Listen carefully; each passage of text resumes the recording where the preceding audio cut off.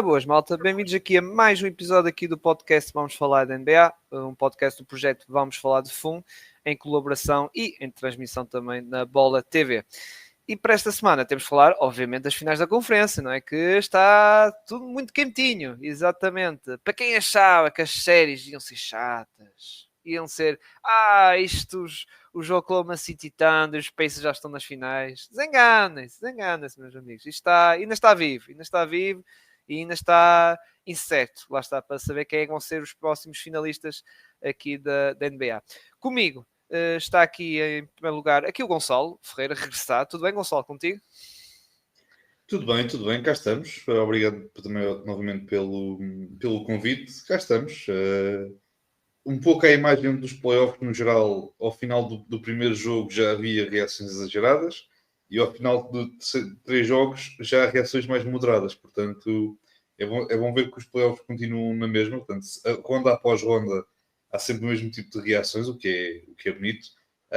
Mas está a ser bom, muitas reviravoltas nos marcadores, o que é curioso porque eu ainda estava a ver isso há pouco, em termos de reviravoltas de comebacks, digamos assim, nos playoffs deste ano, já excederam algumas comebacks dos playoffs dos últimos anos, que é novamente demonstrativo do produto que temos atualmente, e é boas notícias para a NBA, é boas notícias para todos nós.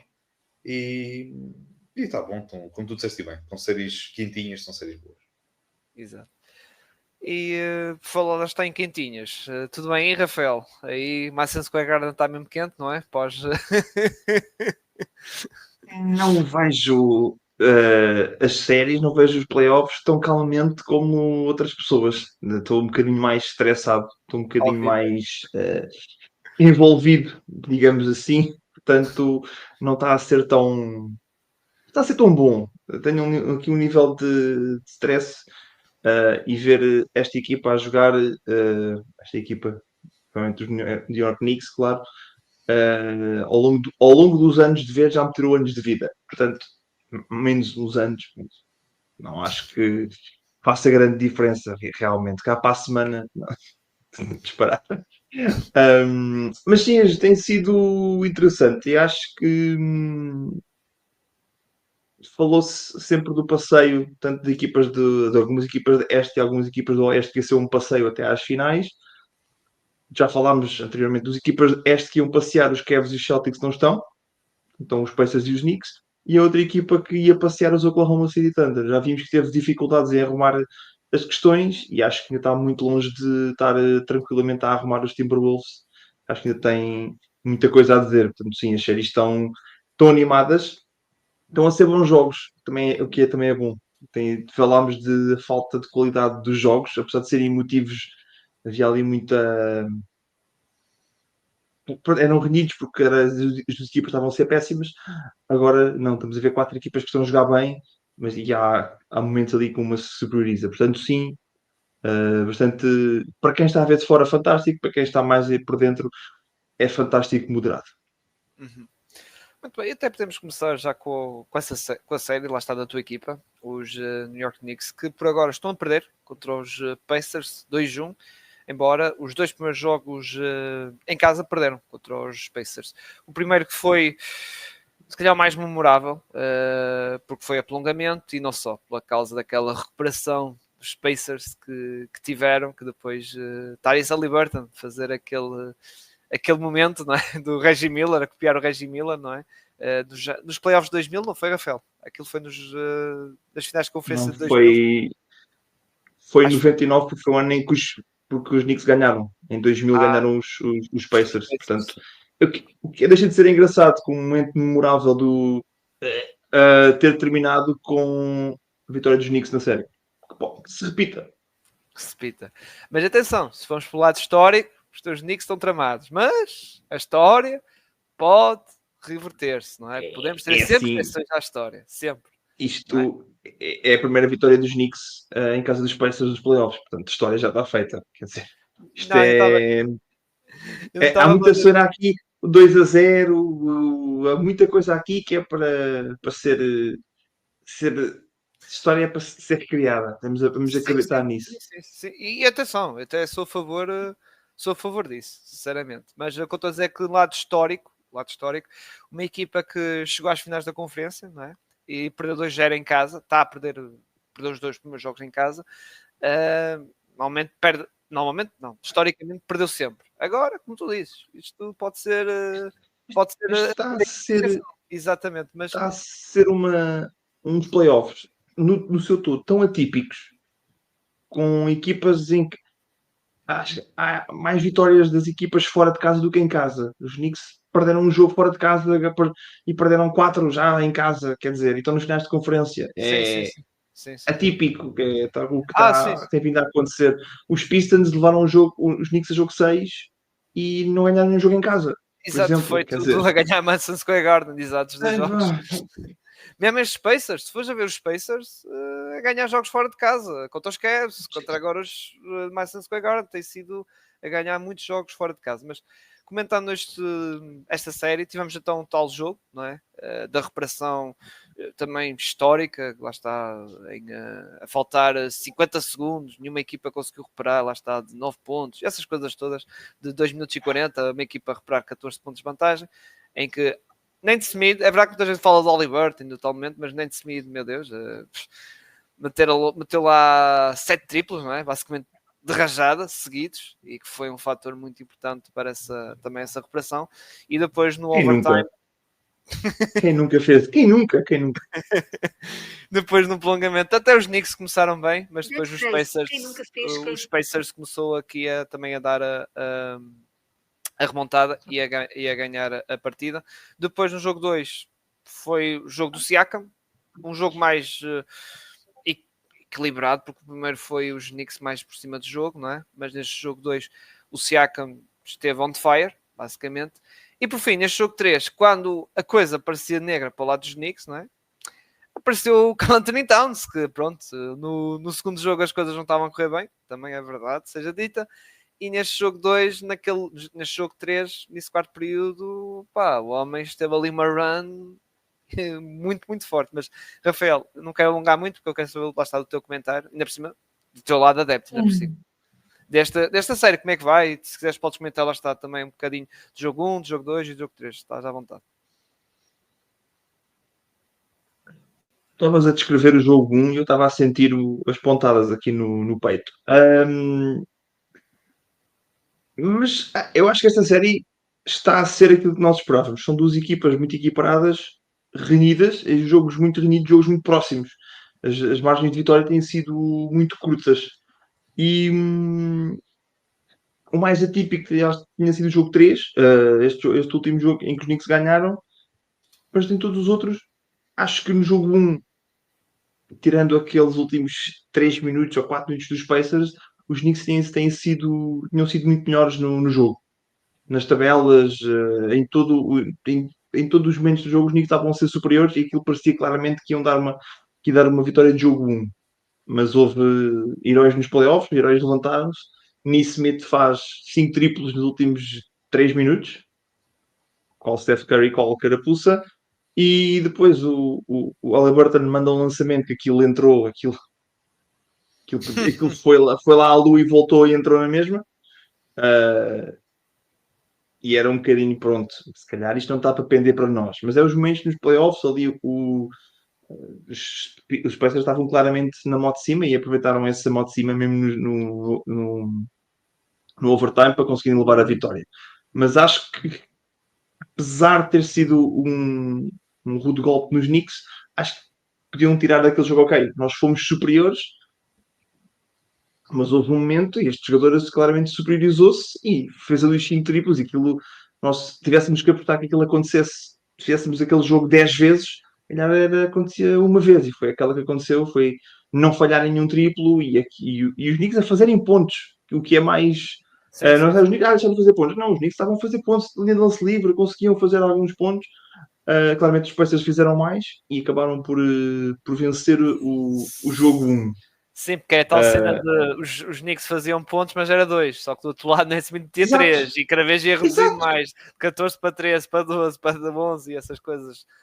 Acho que isso dos triplos, eu acho que, não sei se vocês repararam na estatística que tem nos 3 jogos, o número de lançamentos de 3 pontos dos Pacers foi reduzindo. Nos últimos jogos tiveram 22 lançamentos, não estou em erro.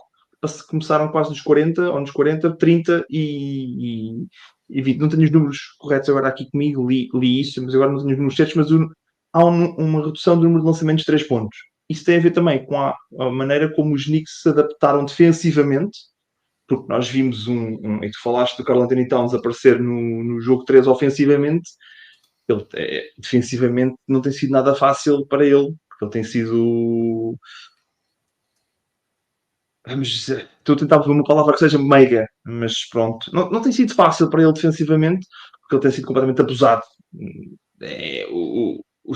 O pick and roll, meterem o Karl Anthony Towns de fora ali com o Haliburton, e o Haliburton faz o que quer, passa para fora, faz a penetração, passa para fora e não tem corrido bem. Acho que foi uma das coisas que aconteceu no jogo 2 e no jogo 1, principalmente, que deram vitória aos Pacers. No jogo 3, eu vi uns Knicks muito mais preocupados, sobretudo na segunda parte, muito mais preocupados em não deixar o Karl Anthony Towns ou o Brunson nas ilhas e evitarem as trocas. O Josh Hart, o Michael Bridges e o Anunoby tentarem, mesmo o próprio Deuce McBride quando jogou, não é? Sem faltas, a conseguir evitar essas trocas, que deu vantagem aos Knicks e vimos muito, eu neste jogo 3 vi muito aquele Haliburton perdido no drible.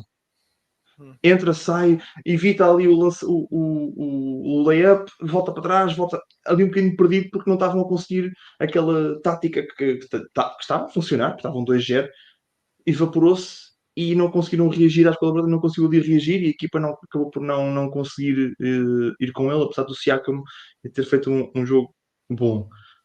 Mas tem sido muito interessante também nesta série, é a luta dos treinadores que tenho visto. Carlisle, para mim, Carlisle é timeouts sempre no tempo certo, que é fantástico.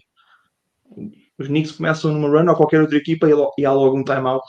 E eu não sei, parece que os Pacers têm o dobro dos timeouts dos Knicks, nunca vejo a eficácia de um lado e vejo do outro.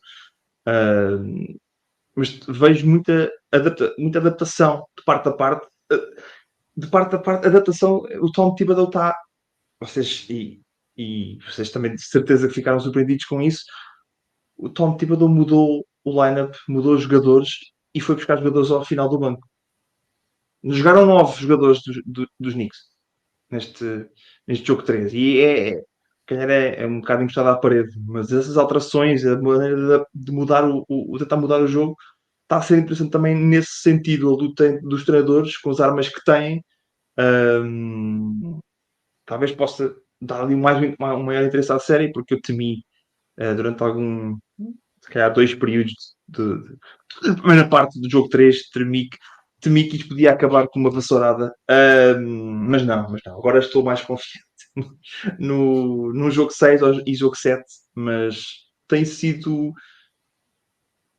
uma grande série, como já temos falado, e acho que os jogadores que estão, a Haliburton de fazer grandes jogos, Siakam fez grande jogo, o Jalen Brunson faz 2 grandes jogos e perdemos o jogo, e no terceiro jogo em que ele faz talvez o pior jogo de sempre dos playoffs enquanto jogador dos Knicks, nós ganhamos esse jogo. O que fazer, né? Jogo 1, Karl Anthony Towns e Jalen Brunson combinam para 70 pontos e perdem. Quer dizer, não há nada aqui que possamos dizer, isto está a fazer falta. Mas isto esteve lá, mas acabamos por perder na mesma. E é difícil saber, porque acho que se mantém aqui, qualquer um destes 3 jogos podia ter pendido tanto para os Knicks como para os Pacers. Acho que não há aqui um claro vencedor. Sim, podia estar 2-1 perfeitamente para os Knicks. Podia estar 3-0 para os Pacers, acho que podia estar 3-0 para os Knicks, não é? Sim, Isto é um bocadinho... Exato, até podia estar 3-0 para os Pacers, exato, sim. Eu percebo.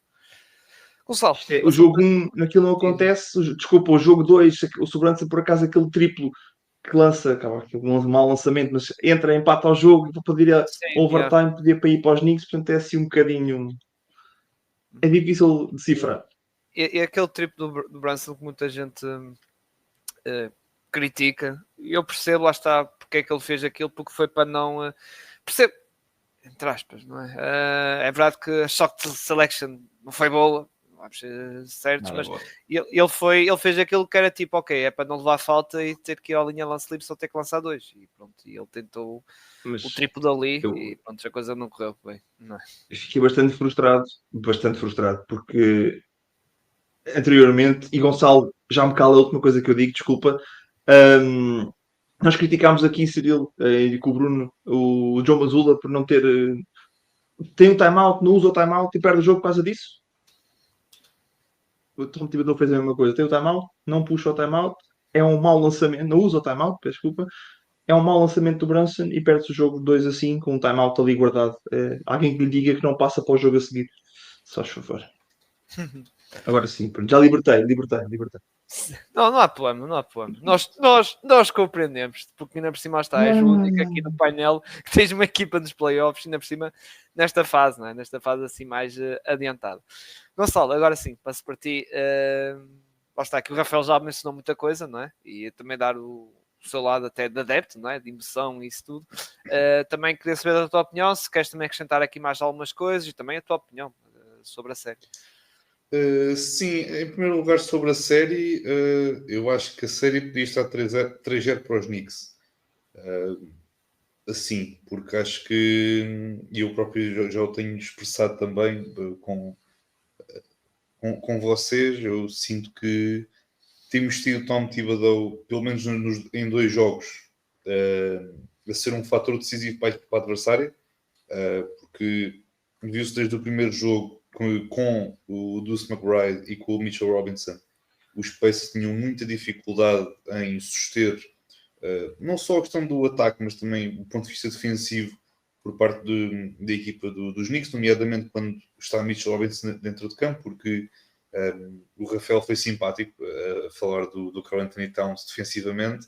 O Karl Anthony Towns é mau à segunda-feira, à terça, à quarta, quinta e sexta e 2 vezes ao fim de semana, já para não falar nos feriados. Ele é um jogador que deixa muito espaço. Não é questão de só deixar o espaço no interior, ele é muito, muito mau do ponto de vista da defesa interior. Defesa de perímetro, ok, vai-se tentando aguentar de certa forma, mas não é defensivamente aquele jogador, se calhar que muita gente pensa que ele é, ou que alguma vez pensou que ele era.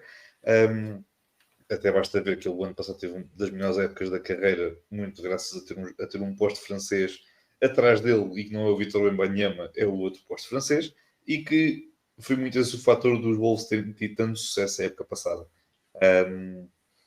Mas, olhando para esta série, eu acho que podia estar genuinamente podia estar 3-0 para a equipa. O Tibbs teve de... Novamente, mexeu a tempo na rotação, porque ele, inclusive, do jogo 1 não tinha tantos minutos no Deuce e no Mitchell Robinson, e inclusive aquilo que aconteceu foi que sem o Brunson dentro de campo, porque ele já estava com problemas de faltas, os Knicks tiveram ali uma série de 17 pontos consecutivos, uma run de 17 pontos, e porque tinham o Deuce e o Mitchell Robinson dentro de campo, assim que os dois saem, é que vem toda aquela hecatombe, vem o prolongamento e depois o resto da conversa. No jogo 2, já um pequeno ajuste por parte dele, embora acho que ele no quarto período esteve bem, porque tinha lá o Mitchell Robinson dentro de campo, mas faltava o Karl Anthony Towns, que curiosamente não tinha problemas de faltas, nem pouco mais ou menos. Ele entrou ali com 4, 5 minutos ali para o final do período. Podia ter jogado mais, acho que podia ter jogado mais. Podiam ter aguentado ali a questão do Mitchell Robinson e do Karl Anthony Towns juntos. E colocar possivelmente um Josh Hart, apesar dele definitivamente ser um jogador muito, muito aguerrido, mas acaba por, tendo em conta que tens Michael Bridges e tens o OG Anunoby, acaba por fazer sentido que o Josh Hart seja, digamos assim, o elo mais fraco destes 3, digamos assim. No jogo 3, o Tom Thibodeau fez uma boa decisão, que foi, obviamente, retirar o Josh Hart do 5 inicial e colocar o Mitch Robinson em campo, apesar de, e é sempre interessante frisar isto, é verdade que a box score não foi muito favorável para um jogador como Mitchell Robinson, mas a sua mera presença dentro da quadra obriga a que os Pacers tenham de ajustar um bocadinho. Já não tem aquela passadeira vermelha, digamos assim, ou no caso, que é passadeira amarela, porque eles têm o equipamento principal amarelo, não têm aquela passadeira para poderem entrar no pintado e fazer aquilo que mais gostam de fazer, os cortes nas costas, fazer os pick and pops, fazer o que seja. Já não tem tanto essa possibilidade porque há Mitchell Robinson. Gostei muito de não termos Cameron Payne neste jogo 3. É verdade que ele dá o espaçamento e dá o lançamento exterior, mas eu vi pelo menos ali 3 posses de bola no jogo 2 em que o Cameron Payne mais ali estar em casa a cozer meias, como costuma dizer. Falhas de comunicação com o Mitchell Robinson, havia alimentos em que tínhamos um Neesmith ou um Nembhard ou uma Alessandra completamente sozinhos, ou um Siakam que fez um excelente jogo no jogo 2. Portanto, eu sinto sempre que os Knicks estiveram claramente próximos, mas senti sempre que havia sempre alguma coisa que provocava a derrota dos Knicks. No jogo 1 e 2, particularmente no 1, foi um bocadinho aquela hecatombe. No jogo 2, achei que o jogo teve sempre ao alcance dos Knicks. Foi só mesmo ali a questão de o Cat não estava com problemas de faltas, mas também começou um bocadinho o último período, mas depois saiu e depois, passado um bocado, só mesmo no final é que voltou a entrar. Não percebi muito bem essa ideia. No jogo 3, melhor os Knicks, como vocês já disseram, é curioso que o Cat não teve digamos assim, 36 minutos dos mais favoráveis, mas de facto aparece nos momentos decisivos e acho que isso digamos assim, com um recado para o Tom Thibodeau para não estar a brincar muito com a série, digamos assim, porque eu acho que ele tem possibilidades de ir à final se não cometer estes erros, digamos assim, algo infantis. Mas novamente está a ser uma série boa. Espero genuinamente que o Tom Thibodeau não tenha mexido no 5 inicial só para agradar. Espero genuinamente que se mantenha neste registro de ter o Mitchell Robinson dentro de campo. Pelo menos na minha opinião, que acho que o Deuce McBride poderia ser mesmo o titular nesta equipa ao lado do Jalen Brunson e ter depois um OG e um Mikal ter um bocadinho mais próximo, mas novamente, são aqui algumas situações que eu acho que têm de ser bem exploradas por parte do Tom Thibodeau. Obviamente o Ricardo vai também fazer os seus ajustes como é óbvio, embora na questão do banco de Indiana tenho sempre muita desconfiança quando o teu banco é composto por um TJ McConnell e por um Obi Toppin. E tem o Ben Shepherd a espaços, que eu acho que é um base extremo, digamos assim, muito interessante, mas o McConnell não é o jogador que outrora foi, o Obi Toppin não é jogador principal para vir do banco numa equipa que queira chegar a umas finais da NBA, na minha opinião. Já não achava isso em Nova York, muito menos aqui em Indiana, mas novamente a máquina está muito bem montada, eles coordenam-se muito bem, jogam muito bem. Isso muitas vezes, apesar do pouco banco, são fatores muito importantes para o sucesso da qualquer equipa, e com o Indiana não é menos. O Obi Toppin, por acaso, no primeiro jogo acho que portou-se bem.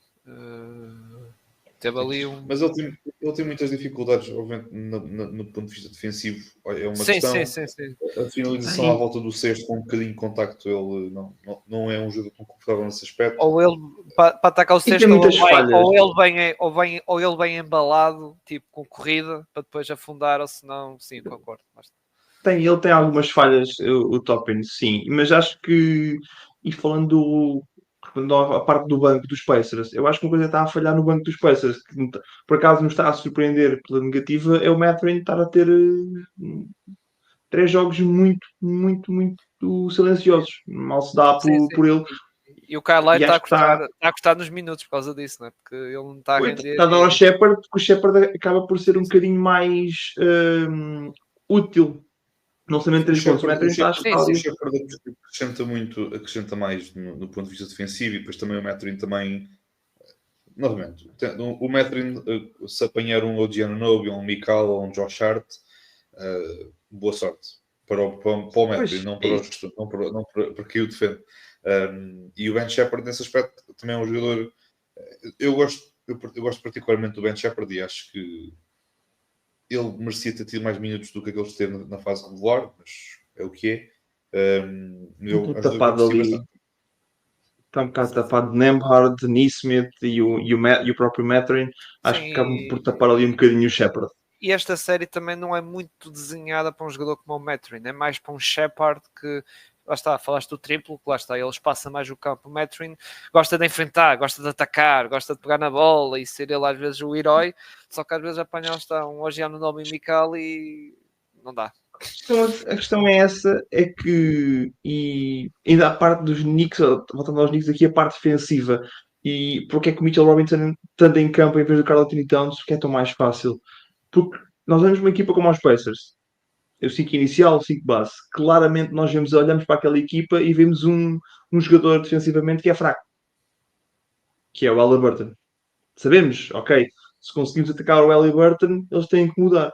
Tu olhas para o 5 inicial dos Knicks e tu vês dois jogadores que são muito fracos nesse 1 para 1. O Brunson, que não é tão fraco como o outro, que é o Karl Anthony Towns. E tu tens ali dois polos de má defesa que podem ser atacados. E tu não consegues ter daí e depois eu percebo existir um Josh Hart, um Anunoby e um Mikal Bridges na mesma equipa ao mesmo tempo, que é para tentarem suplantar essas lacunas. E tirando um Karl Anthony Towns ou adicionando um Mitch ao Karl Anthony Towns, é diferente. Conseguem ali, mesmo quando os Knicks jogam só com o Karl Anthony Towns ou só com o Brunson, defensivamente conseguem fazer as rotações mais fáceis. Porque qualquer um dos outros jogadores, 4 jogadores, consegue rodar e defender melhor que o Brunson na Cat. Agora, se fazem um pick and roll e a defender o pick and roll está o Cat e o Brunson, vamos mas é cozer meias, porque assim em Cancún, porque não vale a pena. E acho que é isso ali o ajuste. E uma palavra porque o jogador que me surpreendeu ter jogado, o Dylan Wright, jogou nos Knicks, não esperava ver este jogo. Eu acho que ele joga, ele acaba por jogar porque o Deuce McBride tem uma das piores séries que eu alguma vez vi, que foi, ele jogou 1 minuto e fez 3 faltas. E teve de sair. Pois, exato. E então o Tibbs olha para aquilo, bem, o que é isto? Olhou para o banco, Cameron Payne estava ali e ele disse não, obrigado. Anda lá Dylan Wright. E acho que os minutos da primeira parte do Dylan Wright foram positivos, defensivo. Não, tendo em conta que aquele 5 nunca tinha jogado, acho que safou bem e ganhou minutos no segundo período, na segunda parte também. Minutos valiosos que trouxeram a equipa de volta até, que é fantástica a equipa ter voltado ao jogo sem Brunson. E atenção, Dylan Wright é um base a Tibbs, não é? Mais do lado defensivo e tal. Sim, sim. Dá... O Anthony Towns acaba o jogo com 22 pontos. Ele entrou para o quarto período com 2 pontos ou 4 pontos. Exato. É um bocado. O que é isto? E ele basicamente marcou os tais 20 pontos do quarto período. Foi aquela primeira metade do quarto período. Foi. Acho que aqueles 6 minutos do quarto período foram dele. 6, 7, acho eu. Karl Anthony Towns é o maior puzzle que eu já vi a jogar nos Knicks. É o maior puzzle. Na NBA. Em qualquer série que os Knicks jogaram este ano, Pistons, Boston e agora com os Pacers, Karl Anthony Towns, se for agressivo, ele consegue dominar. E dominava qualquer uma das outras séries. Era o Karl Anthony Towns dominar durante 3 períodos e o Jalen Brunson pegar na bola no quarto período. Mas o Cat é tão... entra em problemas de faltas de forma ridícula. Yeah. E depois também, do outro lado, tem o pior apito da NBA, que ele arranca-lhe um braço e não é falta. Arrancam-lhe olhos, arrancam-lhe braços e não é falta. Mas a questão é que neste jogo, por acaso, tivemos, lá está, este lado, vamos dizer assim, genial do Karl Anthony Towns. Mas é genial. Mas também tivemos turnovers estúpidos, faltas estúpidas. Sim, claro. É a experiência Karl Anthony Towns. Exatamente. A experiência Karl Anthony Towns, que é muito parecida, por exemplo, outras experiências que temos aí na NBA, tipo Westbrooks desta vida e Harden e tudo. Playoff Harden, atenção, Playoff Harden e mais alguma coisa. Grande Karl Anthony Towns. Vamos ver como é que vai ser, não é? O próximo jogo vai ser em Indiana, que após Knicks continua a ser um jogo de muita pressão, não é? Se perde, fica 3 jogos, mas também. Jogo 7. Mas para os Pacers também há alguma pressão, porque se os Pacers não ganham, fica 2-2 e fica tudo igual. Vantagem caseira continua para os Knicks e está tudo igual. 0-0. É 0-0 na série. Exato. Se os Knicks ganham o jogo 4, o Rafa vai à final. Rafa vai à final. Não, eu Podem, pensava se que quiserem, para as pessoas, não sei, atenção, se for Gonçalo, juro que eu pensava que tu ias dizer assim: se isto ficar 2-2, o James Ola vai dizer: bem, o jogo 5 e o jogo 7 pode ser no Indiana. Ou seja, todos os jogos no Indiana, porque já estamos a ver quem que a receita é jogar fora de casa, é jogar fora de Madison Square a Garden. malta, se quiser, pode fazer clipes, estão à vontade. Se os Knicks ganham o jogo 4, ganham a série. Ok. Vamos ver, lá está. Não é, Rafa, acho que tu aceitavas essa troca, não é? Jogo 5, jogo 7 Indiana, não é? E tal. Não te importavas. Desde que os Knicks ganhem os jogos, até podia ser na Lua, em Marte. Quer saber? Exato, em qualquer sítio. Exatamente. Passando para a próxima série, que também esteve 2-0, mas embora a equipa da casa ganhou os dois jogos, os dois primeiros jogos, ao contrário da outra, do lado oeste. Então o Oklahoma City Thunder começaram a ganhar os dois primeiros jogos. Que atenção, os jogos que foram até um certo ponto disputados, esses dois primeiros, embora o primeiro foi os Timberwolves à boleia do Randall, não é? O Randall fez uma bela primeira parte do jogo. Depois, pronto, eu até comentei isso com o Gonçalo, que era tipo, pois já, se o Randall não tiver companhia para ajudar, porque o Randall não estava a ver o Randall marcar mais 20 pontos numa segunda metade, a equipa dos Timberwolves podia a descambar, e foi o que aconteceu, porque o jogo com o Oklahoma City Thunder tiveram uma bela resposta, porque estavam a perder no primeiro jogo no intervalo, e depois responderam ali no meio do terceiro período, com aquela tática da defesa muito forte, lá está, tal como já vimos na série contra os Denver Nuggets, aquela defesa de perímetro muito forte do Oklahoma, e depois lá está o resto da companhia a aparecer, principalmente até os 7. No segundo jogo também foi, lá está, os jogos foram, basicamente os dois primeiros jogos foram, vou dizer assim, disputados até um certo ponto, mas acho que o filme foi quase igual ao primeiro, só que depois no terceiro jogo, meus amigos, foi uma coça. O que é que se passou ali? Os Timberwolves só virou-se para o Oklahoma e disseram: bem, vamos deixar-vos 1 ou 2 minutos para isto ficar entretido, depois vamos dar uma coça. E foi o que aconteceu. Aliás, os Oklahoma City Thunder, no primeiro período, para vocês terem noção, só marcaram 14 pontos, só 14. E os Timberwolves marcaram 30 e qualquer coisa. E depois o jogo foi realmente, até vou ser sincero, eu vi o jogo, mas cheguei a um ponto, final de 6 período, já não vi mais nada, porque depois lá está, entretanto já estava, embora vi isso em diferente, não vi em direto, já sabia que depois íamos ter garbage time e tudo, mas Gonçalo, passando para ti, é verdade, tal como eu disse no início aqui da gravação, aqueles dois primeiros jogos do Oklahoma começou a dar aquele hype de, ok, o jogo KC, não vou dizer que iam limpar isto, mas que se calhar não vão ter uma série muito longa, mas chegámos ao fim, tivemos este jogo em Minnesota, que tivemos aqui uma bela resposta, com alguns ajustes, não é? Que já sei que tu vais mencionar, alguns ajustes que foram importantes e para esta reparação, não é? E vamos ver agora como é que vai ser este segundo jogo em Minnesota, que pode dar empate, sinceramente. Sim, eu tinha dito já na semana passada, também falar disso com algumas pessoas, também incluindo contigo, Cirilo.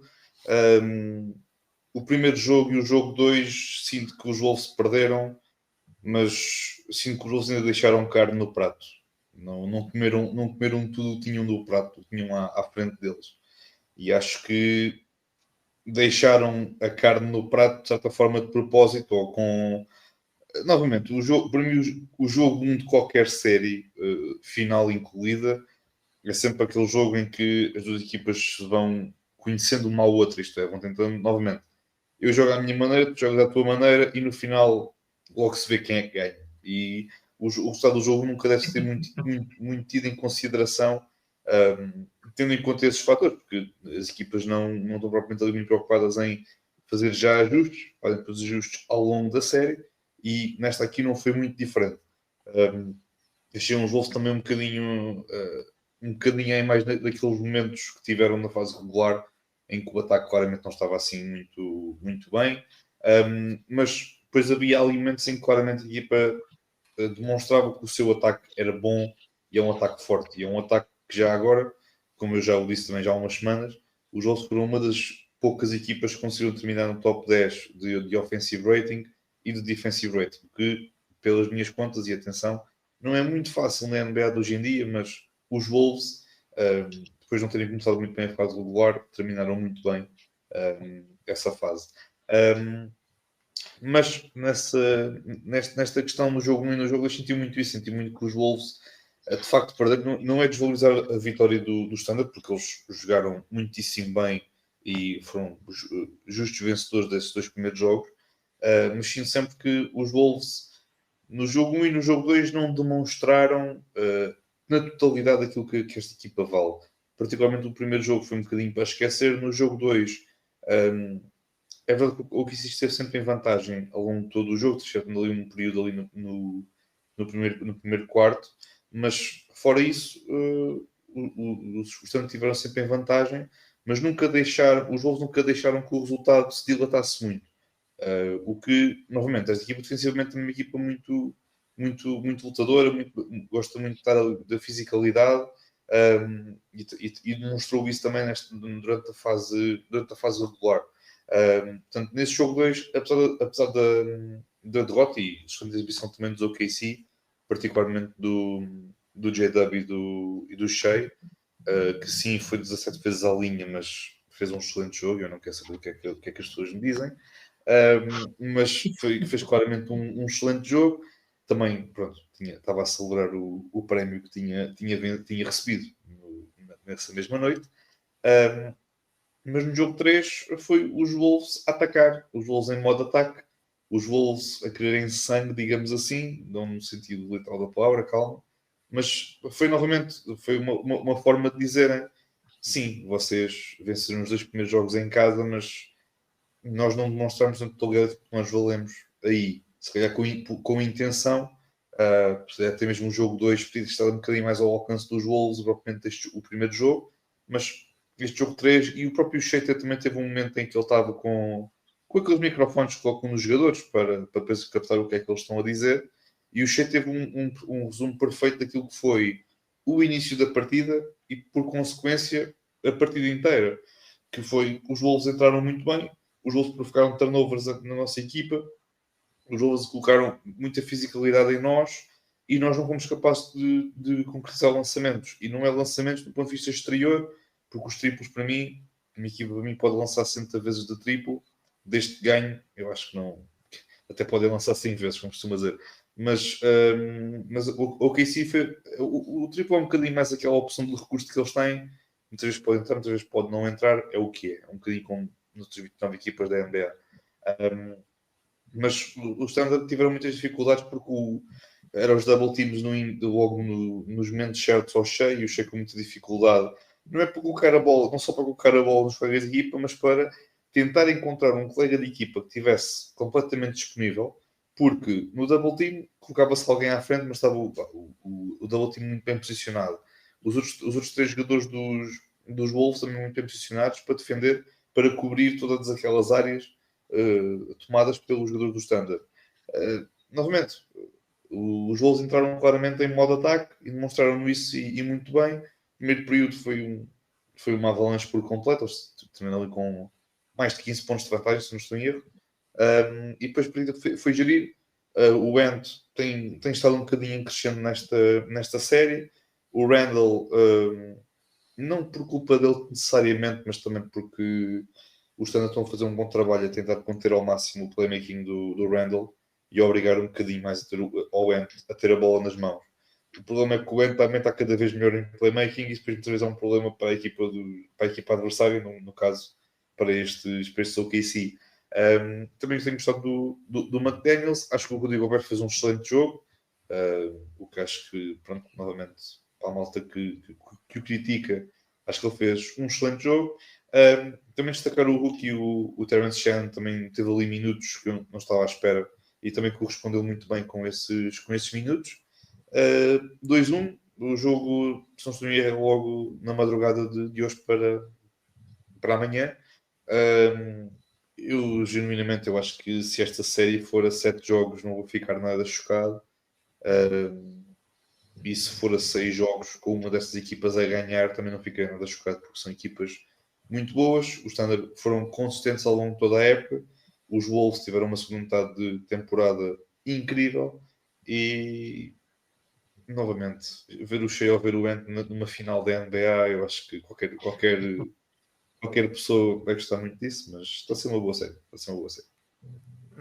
Sim, eu acho que qualquer série, se for a 7 jogos, não me admirava nada. Nadinha mesmo. Ficava mais admirado, lá está, se acabasse embora sei que já não vai acabar em 4, mas ficava mais admirado se acabasse em 4 jogos, ou até em 5, até pode ser isso, ficava mais admirado se acabasse em 5 jogos, ou seja, tanto os Timberwolves como os Wolves, não, os OKC como os Pacers ganhassem os 2 próximos jogos, assim. Acho que vai ser, acho que isso aí eu ficava já mais algo surpreso. Claro, atenção, caso souber lesões, isso, obviamente, não é? Vamos imaginar se o Brunson lesiona-se no próximo jogo, já não me espanta, obviamente. Brunson ou o Anthony Edwards, por exemplo. Rafael, o que é que tens a comentar aqui desta série? Destas finais do lado oeste?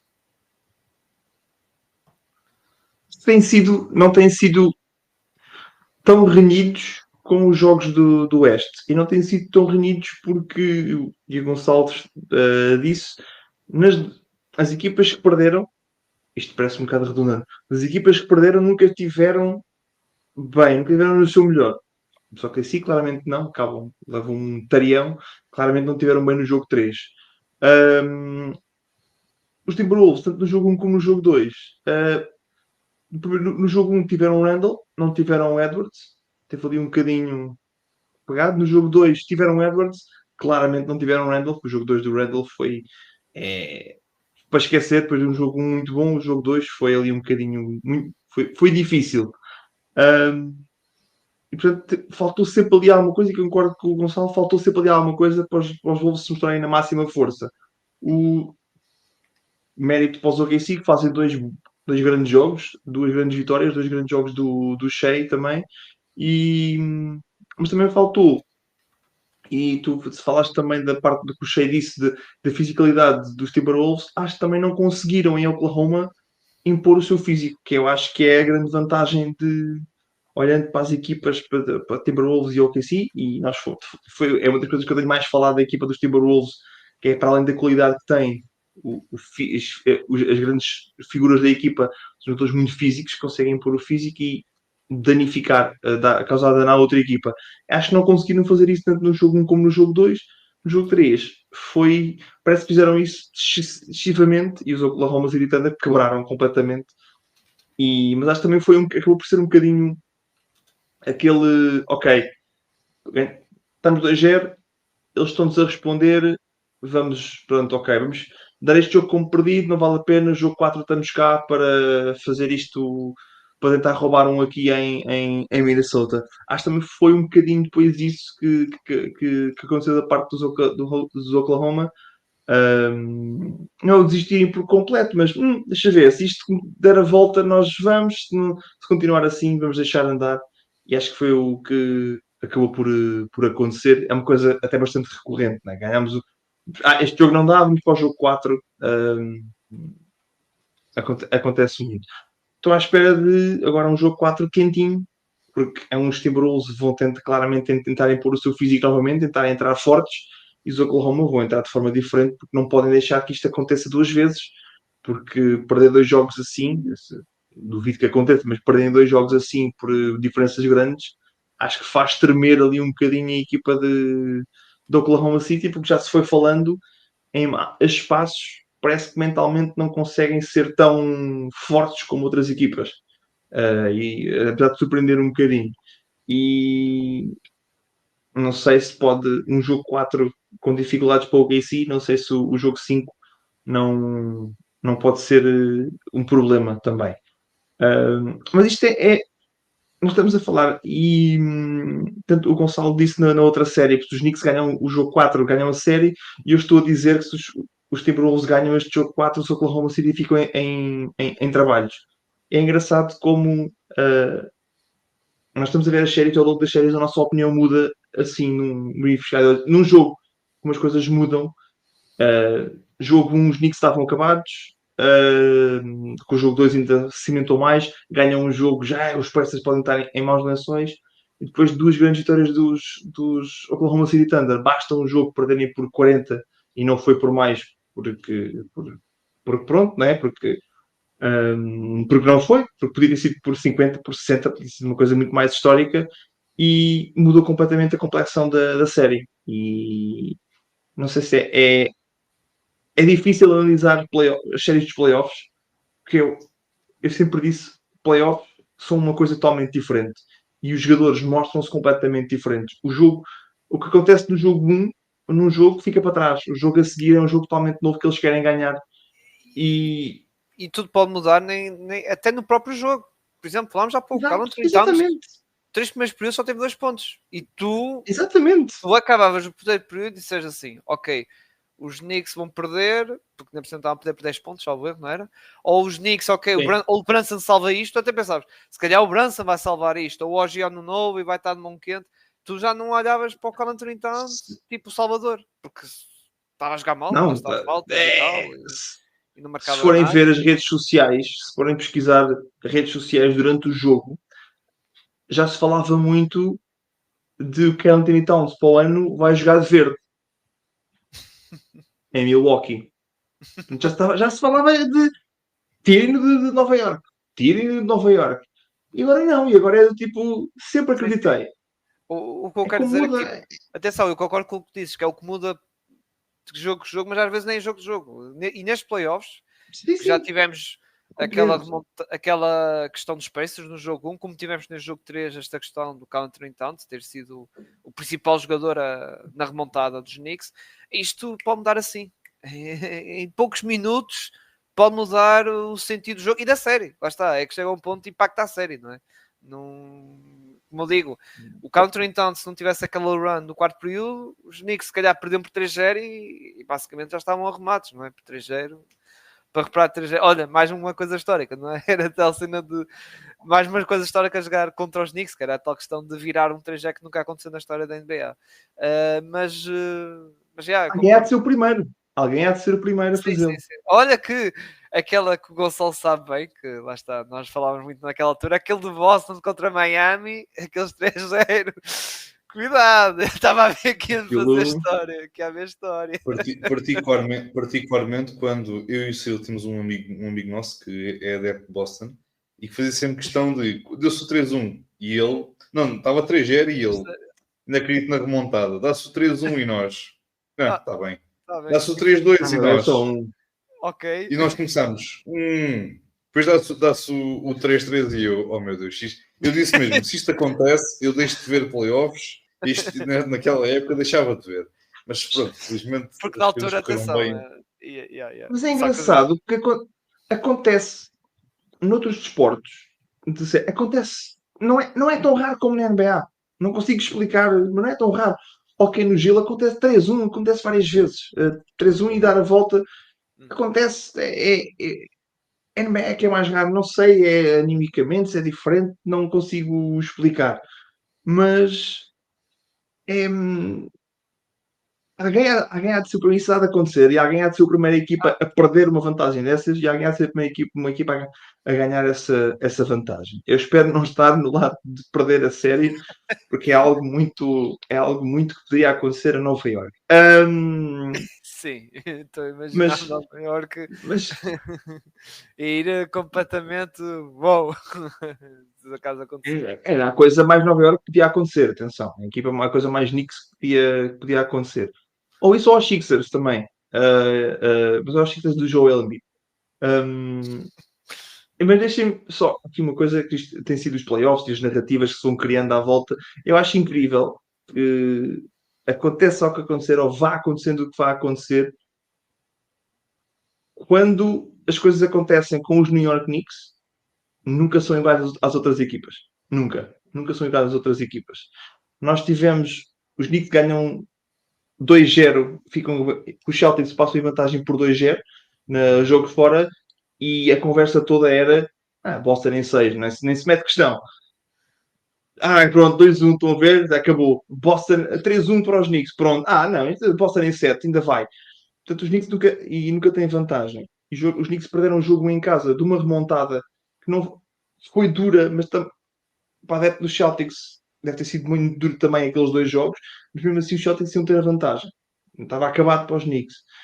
Cada coisa que acontece, não há eu não sei como é que se cria, como é que se criou esta. Isto estou a falar um bocadinho como adepto, mas vejo, há uma animosidade contra tudo que pode acontecer em Nova York, como se os Knicks fossem a equipa mais dominadora de sempre da NBA e tem que ser o batido alvo. Acho Se que é calhar, engraçado. Não, se calhar é para equiparar o overhype dos adeptos nisso, como tu sabes, mal ganha o primeiro jogo da Celtics, Knicks em fora. mas é aquilo que nós dizemos, tu passas uma época inteira a dizer vais apanhar os Celtics dos playoffs, vais perder, vais levar a vassourada. Ganhas um jogo, anda festa, ganhas do segundo jogo, é fantástico, estamos cá. E as pessoas continuam sempre a duvidar, e cada vez que ganhas um jogo, Há sempre fazem aquela, a festa toda, claro. há sempre aquela Sim, desconfiança, exato. E sim, nos obviamente que há mídia, exigente. mídia Sim. neutros, exato. Acho É que eu sempre, acabo de há concordar. sempre muita desconfiança nos Knicks. Eu acho que os Sim, sim. Knicks um dia vão ganhar um título e as pessoas vão dizer já que o Ah, título ganho, vão dizer não sei se ganham, não sei se ganham. e também se fores a ver, também tipo os Clippers, também havia há sempre aquela desconfiança que acaba por concretizar, Sim, atenção, sim. que acaba por concretizar, isso nesse caso.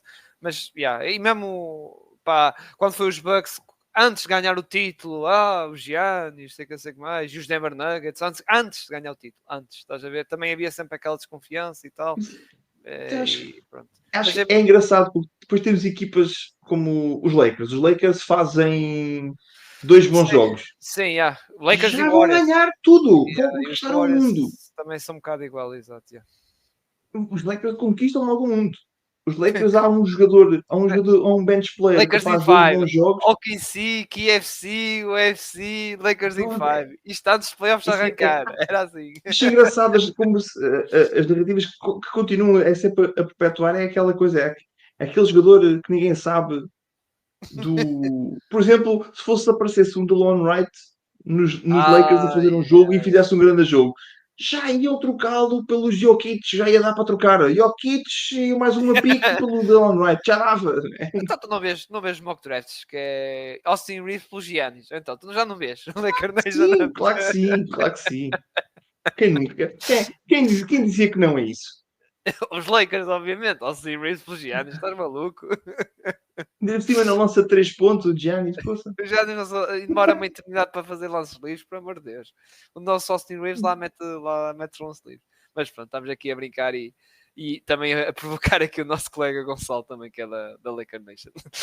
Mas ele está habituado, atenção. Ele é do lado bom da Laker Nation, atenção. Que há aquele Não é lado por isso, mau, eu mas falei há o dos lado Lakers, mas também dava para os Celtics. Os Celtics fazem uns jogos e é pronto, vamos 30º anel, bora. É uma coisa, é logo assim. Há equipas que têm este overhype e há equipas que têm sim, sempre, sim, não, sim. não, vocês não. Sim. Concordo contigo. Antes de fechar, só uma rápido, digamos assim, a falar aqui dizer quais são os vencedores que já foram anunciados dos títulos individuais da época regular. O MVP foi para o Shea, que sim, era o. Nós já comentámos aqui quando foi eu, o Rafael e o Bruno, que comentámos sobre isso, essa possibilidade que o Shea era o grande favorito, embora nós, do nosso lado, nós votámos que ia ganhar o Jokic, mas lá está, tal como disse nesse episódio, estou assim muito chateado. O do Rookie foi o Stephen Castle, ganhou do San Antonio Spurs. Do defesa do ano foi o Evan Mobley, não foi o Embanyama, e depois lá está, o pessoal vai questionar noutras coisas, mas é por causa de ser elegível. O Embanyama estava elegível por causa do número de jogos, da lesão que ele sofreu, e por isso o Evan Mobley aproveitou e ganhou este prémio. Depois o Sixth Man foi o Peyton Pritchard, dos Boston Celtics. Most Improved foi o Dyson Daniels, dos Atlanta Hawks. Clutch, Jalen Brunson dos New York Knicks, da equipa lá está aqui do Rafael, e por fim o Coach of the Year foi para o treinador dos Cleveland Cavaliers, do Kenny Atkinson. Gonçalo, rápido comentar, não houve assim grandes surpresas, não é? Sinceramente, mesmo para o EVP já estava a saber muita narrativa para o Shea, não é? Sim, acho que era esperado. Não esperava que a diferença dele para o Jokic fosse tão grande em termos dos votos, mas enfim, a narrativa ainda. Quando uma pequena acha na fogueira começa a transformar-se numa fogueira, de uma fogueira para um incêndio, de um momento para o outro, isto tudo a arder, isto é um bocadinho a narrativazinha que começa com Shea MVP. Depois tens toda a gente a dizer Shea MVP e depois dá aquela diferença de votos. Eu colocaria o Jokic como MVP, como é óbvio, mas é o que é. Acho que é um justíssimo vencedor de qualquer uma das formas o Shea. E pronto, relativamente aos outros prémios também nada a acrescentar. Só fico chateado do Rob Pelinka não ganhar o prémio de executivo do ano, mas isso são outras conversas. Mas pronto, mas enfim, a NBA é assim, não há muito mais a esse prémio que é diferente porque é votado entre os GMs, estás a ver? Por isso ficaram todos com inveja. Foi aquela... mas é importante frisar que houve pessoas que votaram no Pelinka. Houve pessoas, houve GM. Foi o Nico Harrison, não, O Gonçalo. próprio. Foi o próprio. Gonçalo, por amor de Deus, ele teve um voto para a melhor GM. Foi o Nico Harrison, obviamente.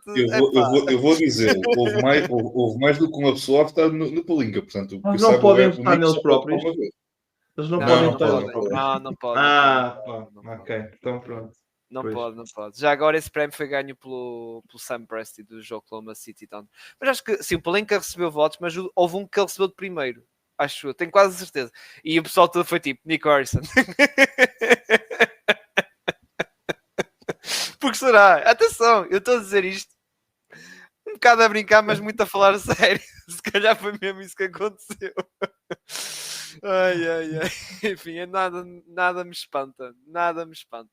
Enfim, depois, por fim, só para lá estar também dizer aqui a já NBA Teams, na primeira equipa, que foi quase unânime, tirando o quinto jogador, mas foi unânime o Giannis Antetokounmpo, recebeu, lá está, todos os votos para a primeira equipa, Shai Alexander também, obviamente, foi um MVP, o Jokic também, e Jason Tatum também, depois o Donovan Mitchell foi o único que não recebeu consensualmente todos os votos para a primeira equipa, mas mesmo assim teve aqui o lugar, que também, lá está, não é surpresa, sinceramente.